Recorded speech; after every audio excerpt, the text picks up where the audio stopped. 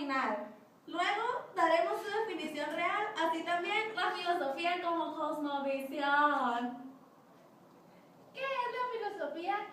La filosofía en su definición etimológica quiere decir amor a la sabiduría, una tendencia especial de conocimiento que se llama sabiduría, ya que el término filosofía viene de los vocablos griegos philos y sofía, cuyo significado respectivamente es amor y sabiduría. La filosofía, en su definición real, es entendida como la ciencia de todas las cosas, desde el punto de vista de sus causas supremas. Ahora bien, analicemos esta definición. La filosofía es una ciencia entendida esta como un conocimiento cierto de las cosas por causas. La filosofía estudia todas las cosas, sean materiales, inmateriales, visibles o invisibles, mentales o extramentales. Es una ciencia universal que estudia todo cuanto existe. El punto de vista desde el cual la filosofía aborda todas las cosas es en cuanto a sus causas supremas, a diferencia del resto de las ciencias que estudian las cosas desde un punto de vista. Existe una infinidad de cosmovisiones, pues cada sujeto tiene su propia percepción de la realidad. Existen posturas filosóficas con cosmovisiones concretas a las que el sujeto se puede adherir. Por ejemplo, una cosmovisión materialista o bien una cosmovisión espiritualista.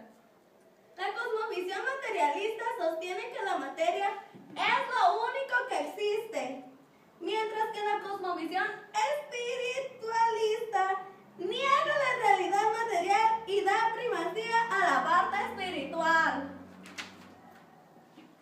Hasta aquí hemos estudiado de formas diferentes de entender el significado del término filosofía.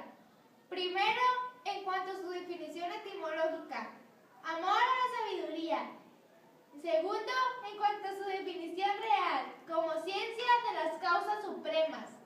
Y luego, en cuanto a la filosofía como cosmovisión, ahora veremos la filosofía como criterio axiológico, es decir, como la teoría de los valores. Educatina, el sitio de educación número 1 de Latinoamérica. Hola, en el presente video comenzaremos a estudiar juntos cuáles fueron las causas de la aparición, ni más ni menos que de la filosofía en Grecia. Es decir, ¿por qué la filosofía nace en Grecia y no en otra parte del mundo? ¿Cuáles son las causas de dicho contexto histórico allá por el siglo VII? Recordemos, antes de Cristo. Muy bien, nosotros tenemos que pensar que los historiadores de la filosofía sostienen como primera hipótesis que el contacto, vamos a agregarlo aquí, contacto con lo que era la zona del Oriente Próximo ha sido uno de los factores por los cuales la filosofía se origina en Grecia. Es indudable que se tomaron numerosos elementos culturales de esa zona. De hecho, las primeras manifestaciones de la filosofía en Grecia brotan lo que eran las colonias jonias de Asia Menor, por esta región. Recordemos a su vez a Tales de Mileto. Mileto era una colonia jonia de Asia Menor, quien fuese considerado el primer filósofo griego.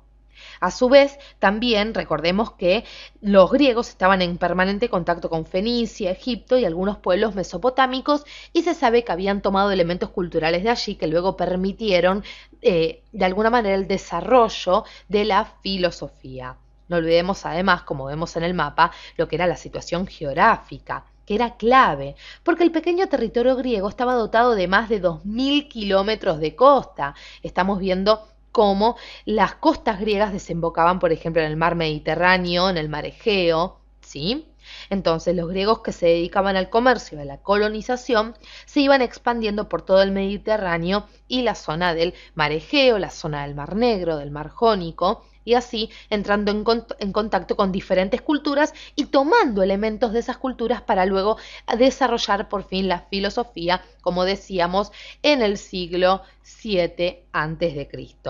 Otros estudiosos, otros historiadores consideran o importante de alguna manera lo que se podía denominar como el ambiente espiritualista de aquella época. Sobre todo la importancia de la aparición del orfismo en lo que era el orden religioso. Nosotros tenemos un video dedicado al orfismo que por supuesto los invitamos a ver para comprender más la cuestión. Y también no dejemos de lado la relevancia, ni más ni menos, que de la poesía griega, sobre todo con los aportes que supieron hacer Hesíodo y también Homero como un indicio de un espíritu maduro para iniciar luego así la especulación filosófica. Por último, permítanme que destaque lo que se denomina el famoso genio griego, el famoso pensamiento griego, si se quiere. Es indudable que había algo en los griegos, algo especial, por llamarlo de alguna manera, que los hacía destacarse o mostrarse dotados para las manifestaciones culturales, arte, ciencia, filosofía, derecho, política, como lo vemos a lo largo de la historia de la cultura, de la humanidad. Podemos afirmar sin lugar a dudas que la cultura de Occidente, asimismo la filosofía, nacieron ni más ni menos que en Grecia. El conocimiento se conforma de dos elementos fundamentales, la materia y la forma. La materia consiste en los datos captados por los sentidos y la forma es la estructura que la mente aplica de esos datos que ha captado. Muchas gracias por ver este video de la rata y yo. Gracias.